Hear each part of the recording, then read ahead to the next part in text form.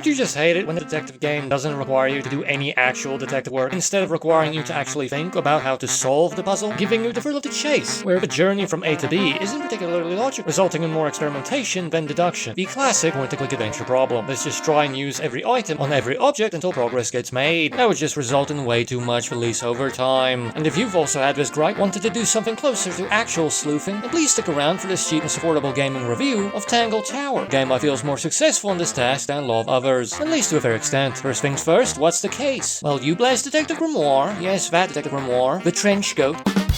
Absolute punishment. The game is a sequel. Once again, you get called out to an island in the middle of a fresh body of water, except this time around, you have to investigate a murder in this colorful mansion instead of a swamp, the titular Tangle Tower. Yes, there's more than one tower, that's a bit of a running gag. And at its foundation, we have intrigue baked right in, because for various reasons, the murder seems impossible. One more thing. Is that even how Columbo sounded? Anyway, if you would like me to earn enough money to buy a ludicrous mansion on an island that, let's be honest, is just asking to be the subject of a true crime documentary, then please consider liking and subscribing. Maybe comment your favorite silly way of pulling off an impossible murder. No pressure though, I'm grateful you even watched. And please, I reiterate, silly. Let's please keep it light. Gameplay-wise, it lays pretty much the same, which is a good thing. It was a very unique system, very logical, and made you feel like a detective. You question the suspects, ask what they did on the day of the murder, and construct a cute visual timeline of the day's events, which is great because it helps you form a step-by-step image of what actually happened. Makes it less abstract. You know exactly when and where everyone claimed to be, and the only limitation is in your memory, and you piece it together because every suspect, of course, has a different perspective, which is delightful until, spoiler alert, something takes that job away from you later on, but before then, doing it the good old-fashioned way is excellent. And even when that happens, it's rare that you have this level of spatial awareness over a case in a detective game. The map is very logically ordered, a limited amount of stills, and an easy understanding of how they connect to one another. Lovely and vertical. Hey wait, why are the kids' rooms on the bottom floor? Making sneaking out easier. Oh wait, they're trapped in an island, yeah. Silly me. But this next segment of gameplay does have the trappings of the point-and-click genre. You have to search everyone's rooms, and because I wanted to hear every piece of dialogue, I was clicking on everything rather obsessively, and you probably would have to do the same to a certain extent to get all the clues necessary to make headway, and then you have to ask the residents about these clues, and it's very likely that will devolve in one of those test everything approaches. But the sting is taken out of it somewhat, because firstly, this game's voice acting is extensive. Everything apart from item descriptions is voiced over. Asking everyone about a certain thing will always yield a unique response. The first time you ask them about it. No recycled, why would I ask them about this? And I suppose as a detective, it would make sense to ask people who are so close in proximity to one another about, say, the victim's art supplies. Okay, sure, to an extent, it's, will asking them about this do anything? But you always learn something, either about the person the item belonged to, or about the person you're questioning's relationship to the owner. That is, if he hasn't already squandered it, or lost it.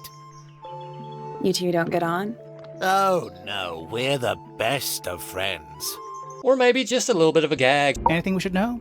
Any hobbies? Besides staring out the window? By the way, the voice acting is quite high quality. Considerably intelligent, and her powers of observation are enviable. But she has no ambition, no focus. In her defense, she's still a teenager. Barely. And that doesn't just help you understand their relationships. She was always kind to me. It can help you understand when they're hiding something. Well, it wasn't in the halls. It was in your astronomy tower.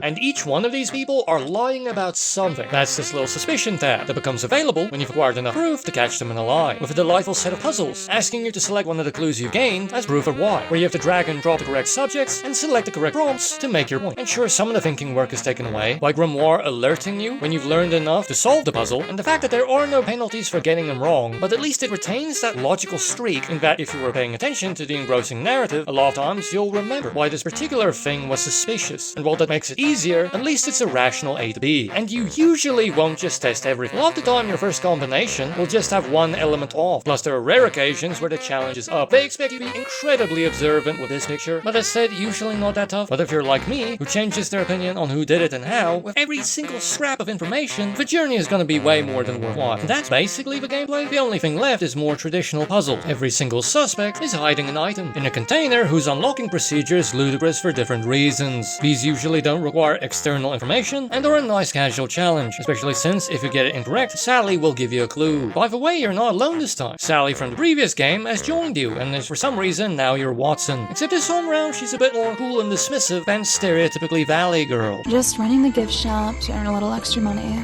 Don't ask how I ended up here. And instead of ponytail, she has some sort of helmet with eye stalks. She and Grimoire are a good duo, ensuring you're not lonely, bouncing ideas off of one another, sometimes joking around. Thanks for watching so far. Please stick around for about 18 seconds. It's intro time.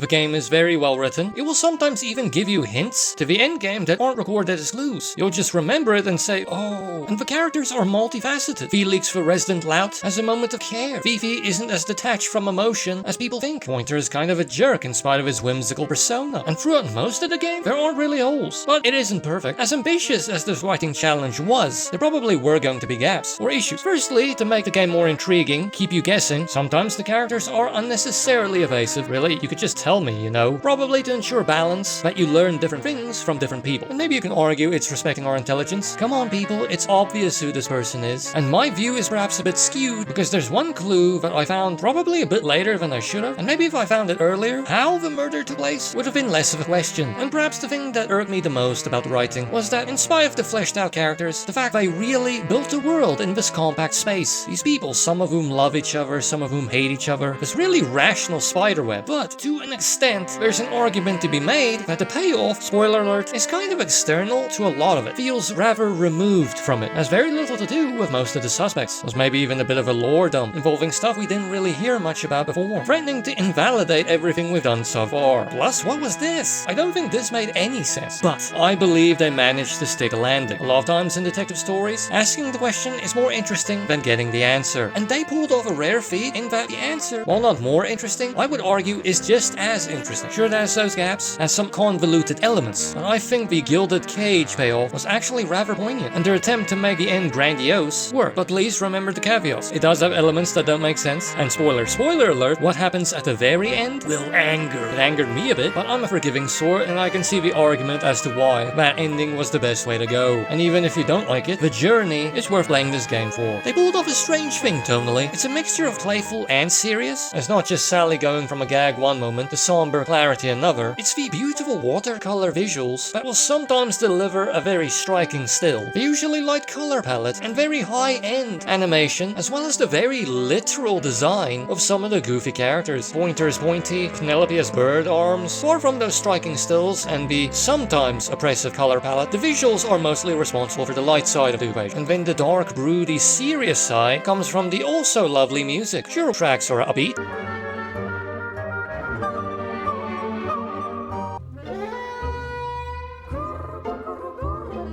but usually they are rather dour.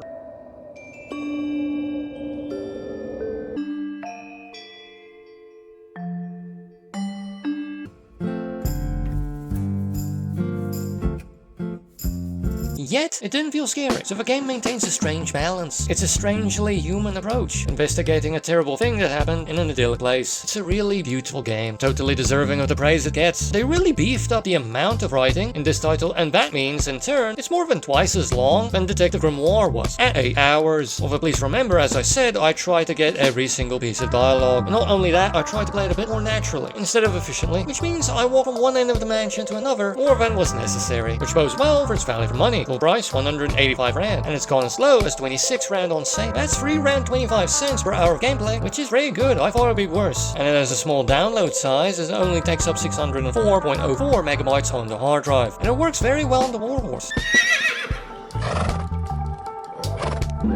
Let's take a look at that painting first.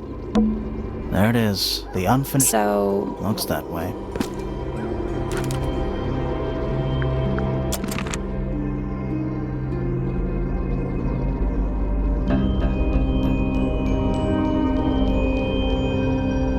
I wonder if all of Freya's paintings are this creepy.